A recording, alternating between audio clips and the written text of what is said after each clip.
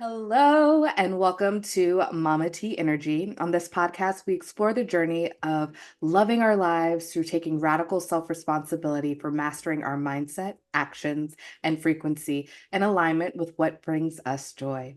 We are creating a conscious collective living fulfilled lives, witnessing daily miracles, and sharing our love. Today, we have a very special guest. Lea shares as a teacher, guide, and healer. With her intuitive gifts and unique blend of human design, the energy codes, and a toolkit overflowing with healing modalities, she doesn't just guide you through life's challenges. Lea empowers you to shape your reality, transcend limitations, and embody your true essence. Lea, welcome. I'm so excited to have you. Thank you so much for being here. Thank you so much. It's a joy to be here. Yes, wonderful. So, to get started, I want to talk a little bit about the healing modalities that you tap into. What led you to becoming a healer, and what tools do you utilize in your work? It's almost a bit of a long story because I'll try to do it quickly, but I actually didn't have much interest in healing work at first. And Mhm. I kept getting this message that I was a healer. Actually, it started when I first started working with plant medicines. It was as if I would go for my own journey, my own discovery, and then the medicine had another plan for me. So I remember my second ceremony, everything happened the way that it happened, and my intention got realized. And then she's like, "You're a healer." And I was like, "What? What is that?" So the next time I went into a ceremony, I was like, "Okay, well, tell me, what is this? What does this mean? What do I do?"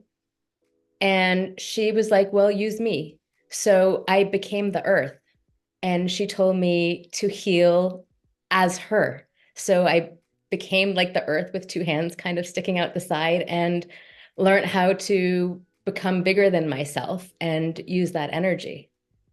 So that was my introduction. And then I decided I needed to learn something a little bit more tangible.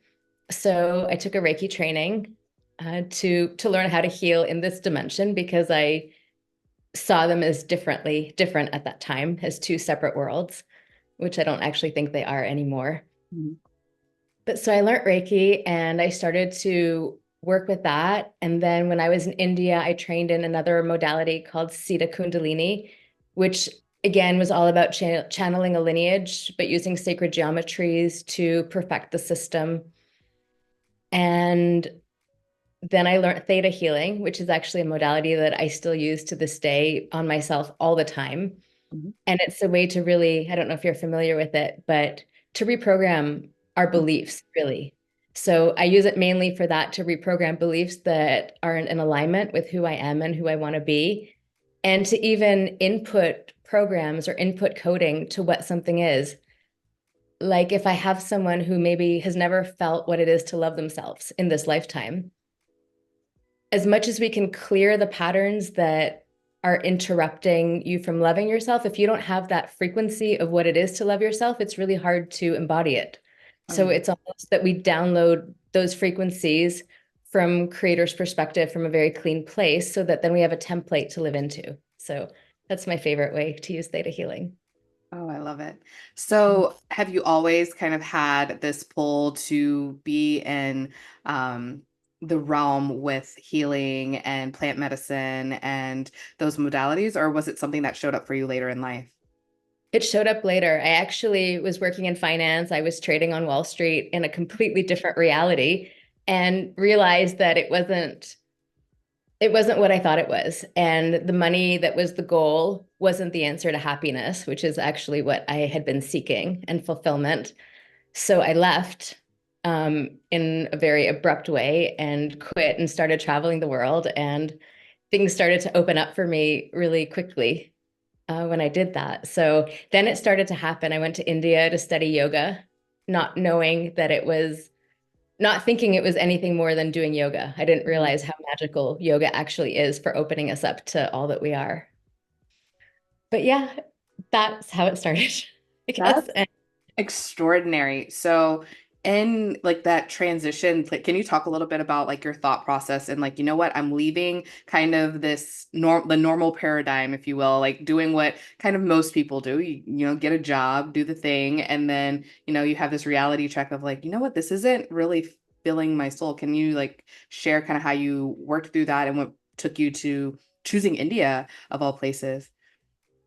Yeah, it was a thing that I just wasn't happy. And I would always picture myself in my boss's job and my boss's boss's job. And it was never, they were never happy. They were never fulfilled. And even if they were making more money than you could spend in a lifetime, and some of them were, they weren't happy. And they always needed more and more. And it was at the expense of their families and their own well-being, in many ways, their health. So I felt that. And at one point, I was just fed up with it all. And I said, okay, if in 6 months I'm still like this, so it wasn't like I get triggered and upset and I quit because I was like trying to be a little bit responsible. I Right. was like, I give myself permission to quit. So 6 months later, I was not happy at all. And I was like, okay, I'm out. So it actually took me another year. I started to save all my money, stopped, parking in garages, stopped going out for dinner, stopped buying clothes, downsized everything. And then I left. And I guess what I want to say too, it was there was a stirring inside me that made me leave. Mhm. I can't just say it was like, oh, I don't like it. I want to quit. Like there was something in me that knew there was so much more. And I didn't know what it was and I didn't know what it meant. It was just this movement inside me that was like, ah, like it needed to express. So yeah, and India happened mostly because I was doing Ashtanga at the time, and that was my source of happiness. And I wanted to go study with Patabi Joyce, who was the founder of Ashtanga. But what Wow. actually happened is he passed away Mhm. a few months before I was going to go to India. So a friend of mine found a yoga teacher training, so we went and did that together just for fun, and then I stayed. I love that. That is amazing. So, coming from like the financial background and making this shift is because I know a lot of people go through that same kind of thing of like, all right, well, I am on this one path and it's not bringing me joy. My like I can feel it within me that something is I'm being called to do something different, made for more, and this is not in alignment. So, can you give some maybe tips for someone that's like, all right, well, I want to make a shift, but finances are a part of our human construct. How do I make this shift in a way that can one bring ease so we're not manifesting like, any sort of financial struggle and pursue what it is that our soul is calling us to do. Yeah, I mean, not everyone has to do a radical burn all the bridges kind of thing like I did. I just needed to make sure that I didn't go back. Hmm. I think there's ways we do it. Like when I was doing yoga, that was an amazing way for me to explore a different part of myself.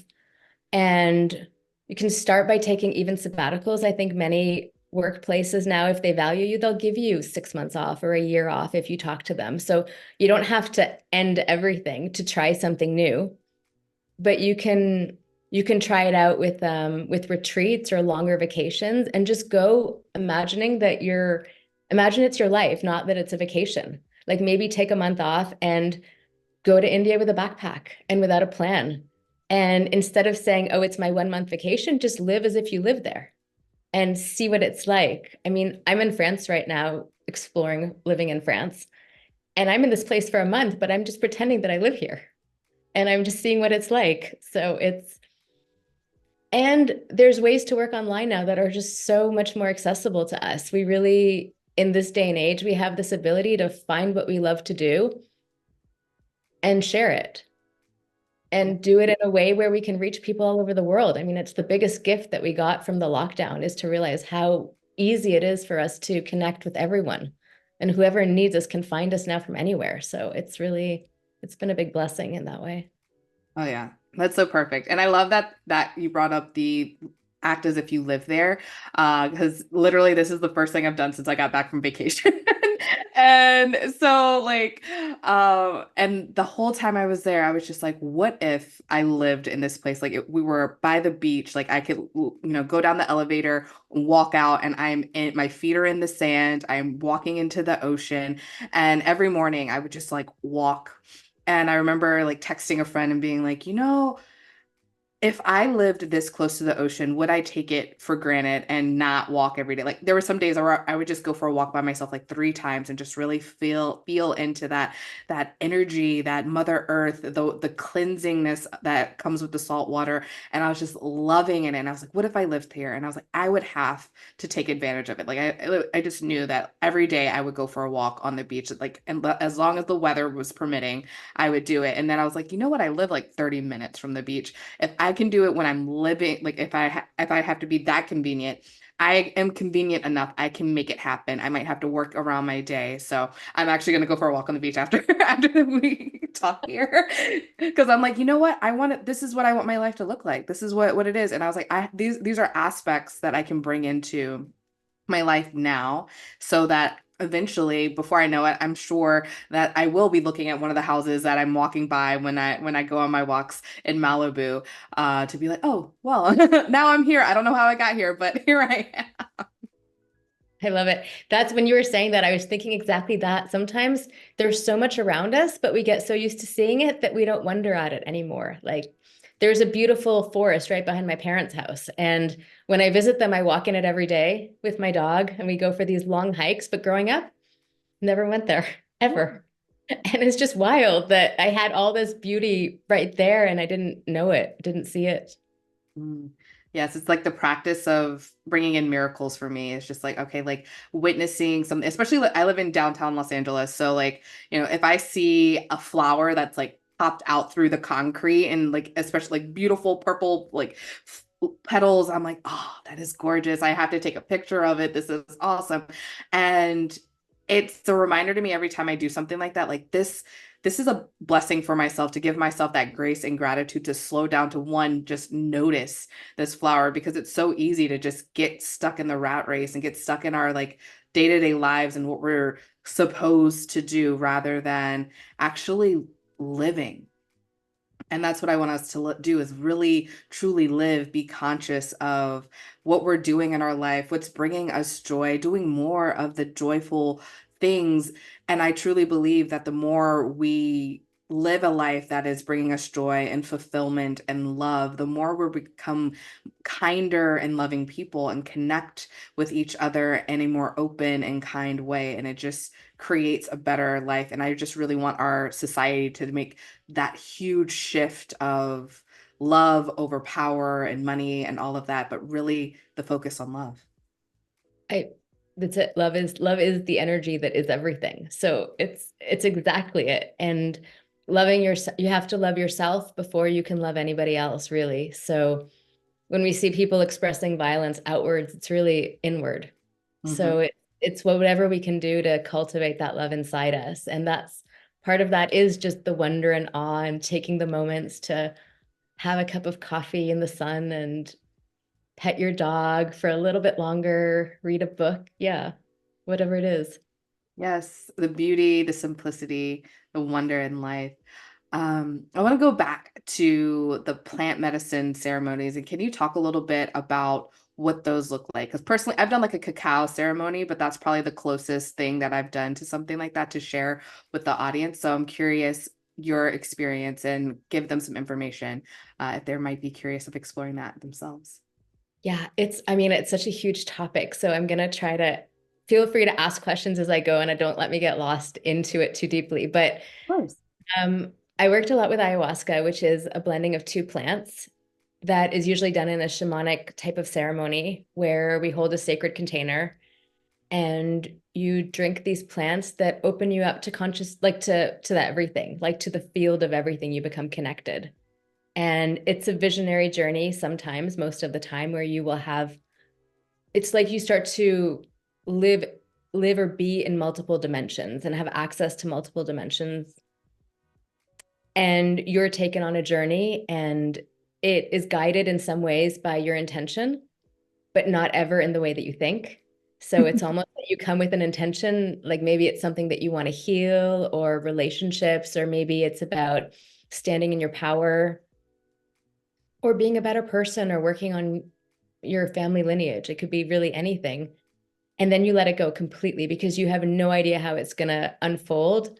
And when we sit there waiting for it to unfold in a certain way, it kind of blocks the process. But But we go in and then we get taken on a journey and we could become anything. You're really somehow at the mercy of the plants, Mhm. but they're loving and beautiful. And as long as the person holding the space is trusting and in integrity and in alignment, which is really, really important. And there's a lot of great people to sit with, and there's people that aren't always so great to sit with. So really vetting who you're sitting with and making sure they're walking their talk, talking their walk, really, then you're in a good place. And what happens in that night in about 5 hours can shift so many things in your energy. It's like shining a light into all of the dark places that we normally don't have access to see. So huge healing happens, sometimes purging, like throwing up, diarrhea, shaking. It's not really a fun process. I would say almost ever. Like I've sat many times and it's never been fun. And there's moments often where I would be like, why did I do this again? I'm never doing this again. So yeah, there's a lot of it's work. It's really work. It's not like you sit back and somebody works on you. It's like you're doing the work Mhm. in tandem with the medicine, in tandem with the healer, if there is one. My favorites are really when it's just a space that's lovingly held and you're empowered to do your own work, because I feel that that's really the point of why we're here now, is to really own our power, own our divinity, and step into it fully. So coming with that intention also really makes you have a really clean, more solid ceremony. Oh, I love that. And it's so true. And I think the application of owning our own healing is so important. I in this era of mentors and life coaches and healers and all of this, sometimes you can come across someone that might have you kind of put them on a pedestal, and then you're not recognizing your part and your participation in your own journey. And so in doing that, then you lose that empowerment, and then it creates a codependency of whoever this leader is that you are leaning into for your mentorship and guidance. And I really want people to understand and take that radical self-responsibility of like, hey, like, yes, I might have a mentor or a guide, a coach, whatever word you like to use or they use, but this is me. Like, I'm showing up for myself. Like I showed up and did the 100 free throws in a row. If you're like becoming a basketball player or whatever, like I showed up and did this. Someone gave me some tips and tricks along the way to improve and maybe even condense the timeline to get to where I want to go. But like, this is me. Yes, completely. It's funny because I just finished a trip with my teacher who is incredible, but what she really does is open the space for us to connect to our own essence, our own divinity, and she's constantly pushing us back on ourselves. Every time you want to think that it's outside of you, it's always no, go back inside. It's Mhm. you. And she's just there to facilitate that. And the healing modalities, actually, I didn't really talk about them, but the ones I actually really practice the most are the ones that I practice through her work. And it's really all about entraining people to wholeness, seeing them as whole, and just filling in the gaps where the energy is not flowing based on whatever happened, like in our lifetime, that created these gaps in the energy, from wobbles that we had from past traumas, from things we came into in this lifetime to heal, from all of it. It's just filling in the gaps of the energy and seeing it as whole to begin with. Like there's nothing really to heal. It's just changing our perception and working with the energy of our system so that it reflects that. Yes. Oh, that's beautiful. So can you talk a little bit about working with you and what that would look like? So the way that I'm working right now with people, I do two things. One is a human design reading, because I find that it helps you listen to yourself. Hmm. Because one of the most important things about human design is it teaches you how your unique intuition works. So once you learn how to listen to yourself, it drops you in the body, Yes. because the mind is never what we should be using to make decisions and to lead us. So spirit talking to us talks to us through our body, and human design just tells us how we uniquely have that happen, because there's a mechanism that's unique to everyone. So it's all about embodiment, really. And so then taking that into my containers, I work with human design because it also really helps you understand your gifts and understand where you have your challenges and where there's patterns that repeat. And we can isolate those and really look at them in a concise way. And then I pull in the work from Dr. Sue Morter, who is the teacher I was speaking about, in the energy codes work. And then we're really doing all these practices to fill in the gaps in our energy field. So human design just gives us like the focus, the laser focus to get to exactly what's needed next. And then we use those practices to fill in the gaps. And there's a healing modality that also does that from the brain's perspective. So we're just reconnecting circuits in the brain so that the body starts to heal. So the systems come into balance. So it's not just the energetic body, where actually it helps to heal the physical body. So the nervous system, the digestive system, all of it, everything that's ever been locked up from any fight or flight is instances throughout our whole life. And it can be tiny little things like being screaming in your crib and nobody comes to get you. Right. Like it can be all kinds of traumas from anything that happened, getting your hair pulled, getting yelled at for something you didn't do, like who knows.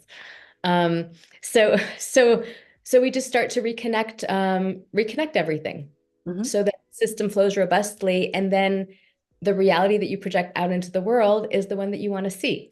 Because ideally, you're creating whatever you want in this life. Like we have that ability, and all we really need to do is get into our bodies, hold a space of love, feel peace, and just ground into the earth, really. And then everything just happens. So I help people with that. I love that. I love it. I love it. So, what is your what do you call it? Your energy type? I'm a projector. Projector. Ooh, awesome. I don't get to talk to many projectors. I feel like I personally am a generator, and I feel like most of the time I talk to like manifestors, or mani gens. So with that, can you, with the work that you do from your own personal human design, can you give a little bit of an example of what it looks like for, your from your design? Okay. So my incarnation cross is called the right angle cross of the Sphinx. Mhm. And it's really about listening deeply and then recognizing patterns from the past, more or less, and then guiding you with questions to the future. So I'm trying to think of how to, like, what I'm really good at seeing, and I don't know exactly, somehow it's in that in my design, but I can see where there's blockages and where there's stuckness. Like there's just an intuition that just pulls the threads to bring clarity. And then there's the projection forward. And there's another part of my design that's really about strategy. So action steps. So it's not just seeing stuff, but I can usually help you create business solutions or in your life, like create an idea for a business or for a product, or how to solve a situation with your partner if there's something going on, or whatever it is, whatever the situation is, we can move it forward with steps. Love that. And what else about my chart? I'm a 1/4. So the one line is the investigator. So I study all the time. So I'm always studying. Like I said, I have an overflowing toolkit. I have so many different modalities and things, and the right one always pops up. So whatever is needed just pops up into the field. So it's getting anything I've ever studied, and I'm studying every day all the time, comes into the sessions if it's relevant. I love that. That is awesome. Thank you for sharing. So at this time, I feel called to pull some cards. So is there anything in particular that you would like a message through the tarot from, or would you like a general reading? Ooh. Um, So I'm in another phase of my life now, kind of like the stirring that I had when I left Wall Street. Hmm. I'm in that now, but I'm already like a few steps into it because I left my shamanic life in Peru to explore something new. So I would love any guidance on what's coming Oh, and how to live into it. Yeah. I love that. I love that.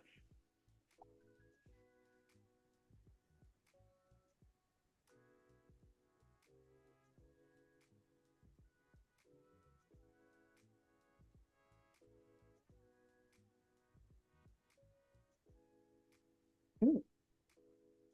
All right, we're gonna keep it to three cards, all right? How many fell out? Like when a bunch pop out, I'm like, all right, we're not reading the entire deck. We have to like lock it in.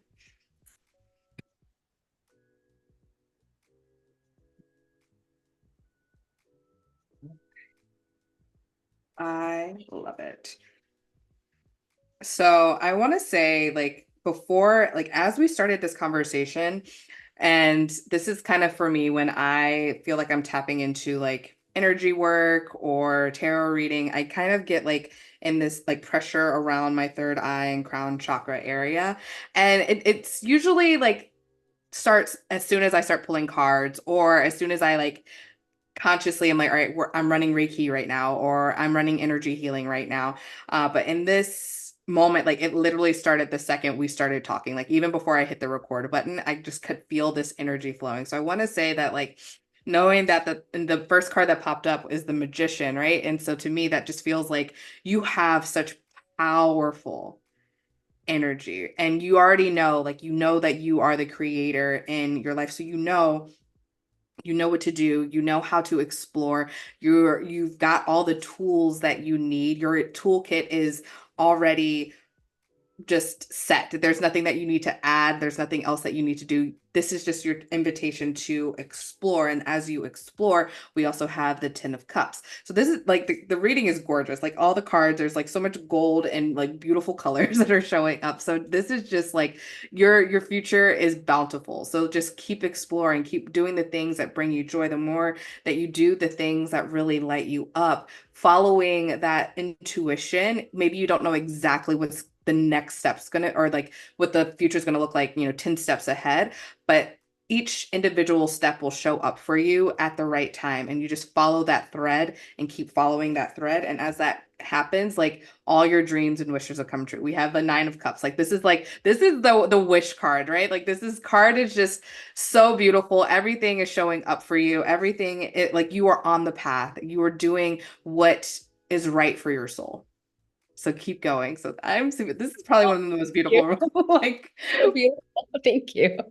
so this It's is so super helpful amazing. too. I love the affirmation, right? Because when we're doing this work or we're walking, sometimes we think we're doing what we're supposed to be doing and we're following, but to have someone from the outside that doesn't even really know us so well come in and yeah, it's beautiful. Thank you. You are so welcome. And I'm glad that I like pulled the cards because I was just like, I heard you say, your shamanic journey in Peru. And I'm like, I want to know more about that. So tell me a little, can you tell us a little bit about that experience? Okay, yeah. So when I went to Peru, I went there after India after a couple other little trips, and I went there to do an ayahuasca retreat to check it off Mhm. my list because I'd heard about it and it seemed important. But the third night of the retreat, the third ceremony, I got a message that it was my home and that we were going to have a long relationship. So I ended up building a house in the community of the facilitator that I sat with for that first retreat. And I still have a house there. And that was probably 14 or 15 years ago that I first went there. So I stayed for 12 years and I still have a house there and I'm still based there technically. I'm just exploring out of there now. So I did a lot of deep work with the plants. It started working in that community. I did some work with some indigenous healers too. Spent some time in the jungle, like a lot of my own healing, really, because I feel we can only help somebody as far as we've come. So my Mhm. focus really was my to really clean and heal and integrate and embody as much as I possibly could so that I could be of greater service. I love that. I really love that. Like, I know for myself, I've wanted something that felt like truly integrating into that kind of experience. So, if someone's interested in pursuing, finding healing and getting into this kind of work and really finding like communities that are in this work with us and not just like, oh, like I'm that weird person in my family, the crazy auntie or whatever. How would you recommend they go about finding the community for them? They're welcome to reach out to me, and I have some recommendations. I don't know that I just want to put them out on the internet that much, but I definitely have recommendations and people that I trust. I find the people that I really trust are few and far between from Mhm. all my experiences. So at different points in time, it may be different people just based on what's happening, with people. Everyone has their journey and their ups and downs too. But and it's also word of mouth, but it's so much more than that because not everyone will have the same experience with the same healer. Some people will have incredible experiences and other people won't. So I would actually even throw it back to your own human design and authority and really listening to yourself and knowing for you if that person is right. Do the research, get the recommendations, but then really tune into your body. And if it ever feels like a no, even just a tiny little bit, just honor that because there's a reason. Oh, yes. I love that. I love the bringing up of the fact that not everyone has the same experience with the same healer, or the same goes for like mentors and coaches. And so, yes, it's great to have recommendations, but it comes back to our own personal power and trusting ourselves, and what's that intuitive hit, or what is your sacral saying, if what's your emotional authority saying, like what are your things saying to you about this experience, because this is your life and your experience. And so we get to choose and do what lights us up if we choose to do so. Exactly. I love that. I love that. How can our audience connect in more with you and follow you and find you in all the places and spaces? All right. Well, my Instagram is Dream Life Awake. And my website right now, it's leacarroll.com. And So have that there. But the best way is Instagram, and I have a free half-hour consultation there that you can click on so we can have a chat and see if working with me is right for you or whatever you feel. But yeah, I'm available. I'm super happy to support anyone who feels called to work with me. fantastic, wonderful. And I'll definitely have the links in the show notes. So for those of you listening, you can tap into that and click on those and explore what works for you. And is there anything else that you would like to share with us today? Oh wow. Um, I would just say that it gets to be easy. And I know it doesn't always feel like it, but it really does. Like it's the mind makes it hard. The mind makes it complicated. It creates all these stories and all these constructs. And anytime it's doing that, if we can just love it, just really love the mind and love the part of us that's doing all that, but love it from the bigger you that's like, it's okay. And I love you anyway. And it's okay that you're feeling threatened or scared or anxious, but I love you anyway. And I'm just going to hold you close and I'm going to love you. And just keep doing that and let the grace that will come. I love that. It gets to be easy. That that is the message, friends. So hold on to that, hold that tightly. That was beautiful. So thank you so much for your time and your space, Leah. It's been a wonderful chat, and I have loved this time. And for you guys listening, remember you can tap into Mama T Energy through the website www.mamateenergy.com. All of the information that you need is in the show notes. Remember to like, share, subscribe, and I'll see you on the next one. Bye.